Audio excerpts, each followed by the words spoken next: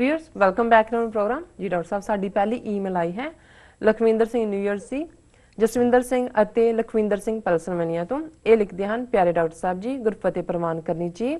ਅਸੀਂ ਗੁਰਦੁਆਰਾ ਸਾਹਿਬ ਯੂਵਾ ਸਿਟੀ ਤੋਂ ਆਪ ਜੀ ਦੀ ਲਾਈਵ ਸਪੀਚ ਸੁਣੀ, ਜੋ ਤੁਸੀਂ ਹਿੰਦੁਸਤਾਨ ਤੋਂ ਆਏ ਸਰਕਾਰੀ ਪਿੱਠੂਆਂ ਦੀ ਜੋ ਖਾਤਰਦਾਰੀ ਕੀਤੀ ਸੁਣ ਕੇ ਸਵਾਦ ਆ ਗਿਆ। ਜੇਕਰ ਇਹਨਾਂ ਦੇ ਵੱਡੇ ਵਡੇਰੇ ਪੰਥ ਨਾਲ ਧਰੋਹ ਨਾ ਕਰਦੇ ਤਾਂ ਅੱਜ ਦੁਨੀਆ ਦੇ ਨਕਸ਼ੇ ਤੇ ਸਾਡਾ ਆਪਣਾ ਦੇਸ਼ ਖਾਲਿਸਤਾਨ ਹੁੰਦਾ। ਧੰਨਵਾਦ ਸਰ ਜੀ ਡਾਕਟਰ ਸਾਹਿਬ। ਇਹਨਾਂ ਤਿੰਨਾਂ ਹੀ ਵੀਰਾਂ ਦਾ, ਦੋ ਨਿਊ ਜਰਸੀ ਤੋਂ ਨੇ, ਇੱਕ ਪੈਨਸਿਲਵੇਨੀਆ ਤੋਂ, ਉਹਨਾਂ ਦਾ ਧੰਨਵਾਦ। ਉਹਨਾਂ ਨੇ ਪ੍ਰੋਗਰਾਮ ਸੁਣਿਆ, ਉਹਨਾਂ ਨੂੰ ਲੱਗਾ ਕਿ ਭਾਈ ਅਸੀਂ ਕੌਮੀ ਕੇਸ ਦੀ ਨੁਮਾਇੰਦਗੀ ਕੀਤੀ ਹੈ।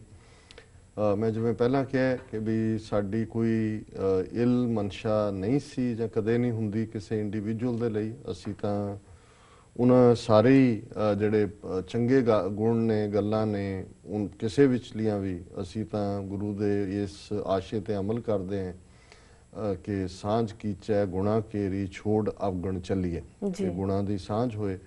ਪਰ ਕਈ ਵਾਰ ਕੁਝ ਹਾਲਾਤ ਇਸ ਕਿਸਮ ਦੇ ਬਣ ਜਾਂਦੇ ਨੇ ਕਿ ਵੀ ਤੁਸੀਂ ਨਾ ਚਾਹੁੰਦੇ ਹੋਏ ਵੀ, ਹਾਲਾਂਕਿ ਈਵਨ ਕਿਉਂਕਿ ਸਮੇਂ ਦੀ ਸੀਮਾ ਸੀ ਉੱਥੇ ਵੀ ਬੋਲਣ ਦੀ, ਹੋਰ ਵੀ ਬਹੁਤ ਸਾਰੇ ਪ੍ਰੋਗਰਾਮ ਖਾਸ ਤੌਰ ਤੇ ਅਗਲੇ ਦਿਨ ਐਤਵਾਰ ਵੀ ਮਿਲੇ, ਸੈਚਰਡੇ ਤਾਂ ਮੈਨੂੰ ਨਹੀਂ ਸੀ ਮਿਲ ਸਕੇ।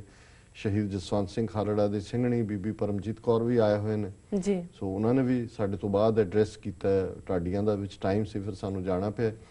ਸੋ ਅਸੀਂ ਉਸ ਸਾਰੇ ਮਾਹੌਲ ਦੇ ਮੱਦੇਨਜ਼ਰ ਜੋ ਕਹਿ ਸਕਦੇ ਸੀ ਉਸ ਪਾਰਟ ਨੂੰ ਲਿਆਂਦਾ, ਕਿਉਂਕਿ ਅਸੀਂ ਹਮੇਸ਼ਾ, ਹੁਣ ਬੀਬੀ ਕਰਨਜੋਤ ਕੌਰ ਡਾਕਟਰ ਰਜਿੰਦਰ ਕੌਰ ਦੀ ਡਾਟਰ ਹੈ, ਮਾਸਟਰ ਤਾਰਾ ਸਿੰਘ ਦੀ ਦੋਤਰੀ ਹੈ, ਔਰ ਇਹ ਪਾਰਟ ਮੈਨੂੰ ਅਜੇ ਵੀ ਯਾਦ ਹੈ। ਮੈਂ ਕਦੇ ਬਹੁਤੇ ਪਰਸਨਲ ਐਕਸਪੀਰੀਅੰਸ ਨੂੰ ਜਾਂ ਦੂਸਰੇ ਨੂੰ ਮੈਂ ਨਹੀਂ ਮੈਂਸ਼ਨ ਕਰਨਾ ਚਾਹੁੰਦਾ ਹੁੰਦਾ ਕਿ ਮੈਂ ਸ਼ਾਇਦ 7 ਜਾਂ 8 ਸਾਲ ਦਾ ਹੋਵਾਂਗਾ ਜੀ। ਔਰ ਪਹਿਲੀ ਵਾਰ ਮੈਂ ਆਪਣੇ ਪਿਤਾ ਜੀ ਦੇ ਨਾਲ ਜਦੋਂ ਗੁਰਦੁਆਰਾ ਮੰਜੀ ਸਾਹਿਬ ਦੀਵਾਨ ਹਾਲ ਮਾਸਟਰ ਤਾਰਾ ਸਿੰਘ ਉਹਨਾਂ ਨੂੰ ਦੇਖਣ ਦਾ 7-8 ਸਾਲ ਦੀ ਕਿੰਨੀ ਕੁ ਯਾਦ ਹੁੰਦੀ ਹੈ, ਪਰ ਮੈਨੂੰ ਪਤਾ ਇੰਨਾ ਵੀ ਮੈਨੂੰ ਅਜੇ ਵੀ ਯਾਦ ਹੈ ਕਿ ਉਹ ਕਿਉਂਕਿ ਬਜ਼ੁਰਗ ਸਨ, ਆਲਮੋਸਟ ਮੇਰੇ ਸ਼ਾਇਦ 82 ਜਾਂ ਉਦੋਂ ਤਾਂ ਲੇਟ 70s ਹੋਣਗੇ, ਤੇ ਉਹ ਖੜੋ ਕੇ ਨਹੀਂ ਸੀ ਤਕਰੀਰ ਕਰਦੇ, ਬੈਠ ਕੇ ਕਰਦੇ ਹੁੰਦੇ ਸੀ। ਪਰ ਮੈਂ ਅਜੇ ਵੀ ਉਹਨਾਂ ਦਾ ਜਿਹੜਾ ਜਿਸ ਤਰੀਕੇ ਨਾਲ ਉਹ ਹੱਥ ਉਲਾਰ ਕੇ, ਔਰ ਇੱਕ ਸ਼ਬਦ ਜਿਹੜਾ ਬਾਅਦ ਦੇ ਵਿੱਚ ਹੁਣ ਅਸੀਂ ਸਵੈ ਨਿਰਣੇ ਦਾ ਹੱਕ ਕਹਿੰਦੇ ਹਾਂ, ਪਰ ਮਾਸਟਰ ਤਾਰਾ ਸਿੰਘ ਦੇ ਉਹਨਾਂ 'ਚ ਉਹ ਸ਼ਬਦ ਜਾਂ ਬਾਅਦ ਦੇ ਵਿੱਚ ਜਿਹੜੇ ਉਹਨਾਂ ਦੇ ਰੈਜ਼ੋਲੂਸ਼ਨ ਵੀ ਨਲਵਾ ਕਾਨਫਰੰਸ ਲੁਧਿਆਣੇ 'ਚ ਹੋਏ,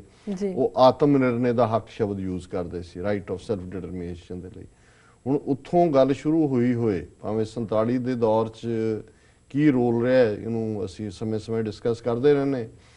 ਔਰ ਉਹੀ ਮਾਸਟਰ ਤਾਰਾ ਸਿੰਘ ਜਿਨ੍ਹਾਂ ਨੇ ਆਪਣੀ ਸਵੈ ਜੀਵਨੀ 'ਚ ਜਦੋਂ ਉਹ 47 ਦੇ ਦੌਰ ਦੀ ਬੇਈਮਾਨੀ ਜਿਹੜੀ ਗਾਂਧੀ ਨਹਿਰੂ ਦੀ ਸਾਹਮਣੇ ਆਈ, ਇਹ ਕਿਹਾ ਹੋਏ ਉਹਨਾਂ ਦੀ ਆਪਣੀ ਸਵੈ ਜੀਵਨੀ 'ਚ ਲਿਖਿਆ ਹੋਇਆ ਕਿ ਜਿਹੜਾ ਬਹੁ ਗਿਣਤੀ ਦਾ ਰਾਜ ਹੁੰਦਾ ਉਹ ਡਿਕਟੇਟਰਸ਼ਿਪ ਤੋਂ ਵੀ ਮਾੜਾ ਹੁੰਦਾ, ਕਿਉਂਕਿ ਡਿਕਟੇਟਰ ਦੇ ਮਰਨ ਨਾਲ ਤਾਂ ਆਸ ਹੁੰਦੀ ਹੈ ਕਿ ਛੁਟਕਾਰਾ ਹੋ ਜਾਏ ਤੁਹਾਡਾ, ਪਰ ਬਹੁ ਗਿਣਤੀ ਦੇ ਗਲਬੇ ਚੋਂ ਤਾਂ ਤੁਸੀਂ ਨਿਕਲ ਹੀ ਨਹੀਂ ਸਕਦੇ ਜੀ। ਬਿਲਕੁਲ। ਔਰ ਇਸ ਲਈ ਈਵਨ ਨਲਵਾ ਕਾਨਫਰੰਸ ਲੁਧਿਆਣੇ ਦੇ ਵਿੱਚ ਸਿੱਖ ਹੋਮਲੈਂਡ ਦਾ ਵਰਡ ਵੀ ਮਾਸਟਰ ਤਾਰਾ ਸਿੰਘ ਦੇ ਅਕਾਲੀ ਪਾਰਟੀ ਨੇ ਮਤਾ ਦਿੱਤਾ। ਉਹਨਾਂ ਨੇ ਕਿਹਾ ਜੀ ਪੰਜਾਬੀ ਸੂਬੇ ਨਾਲ ਸਾਡੀ ਤਸੱਲੀ ਨਹੀਂ ਹੈ, ਇਹ ਤਾਂ ਗੰਦਾ ਅੰਡਾ ਹੈ, ਜਿਵੇਂ ਸਰ ਕਪੂਰ ਸਿੰਘ ਨੇ ਪਾਰਲੀਮੈਂਟ 'ਚ ਕਿਹਾ ਸੀ ਕਿ it is a rotten egg, ਸੜਿਆ ਅੰਡਾ ਹੈ।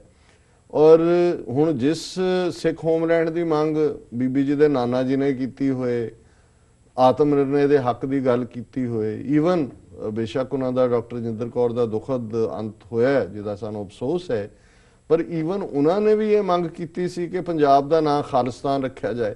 ਤੇ ਜੇ ਉਹਨਾਂ ਦੀ ਹੁਣ ਮਦਰ, ਨਾਨਾ, ਭਾਵੇਂ ਨਾਨਾ ਜੀ ਨੂੰ ਲੇਟ ਹੀ ਸਮਝ ਆਈ, 47 'ਚ ਨਹੀਂ ਸਮਝੇ, ਤੇ ਹੁਣ ਬੀਬੀ ਜੀ ਇਸ ਕਿਸਮ ਦੀ ਲਾਈਨ ਲੈਣ, ਸੋ ਜ਼ਾਹਰ ਹੈ ਕੋਈ ਸਾਡਾ ਮਕਸਦ ਕਿਸੇ ਨੂੰ ਨੀਵਾਂ ਦਿਖਾਣਾ ਨਹੀਂ ਸੀ।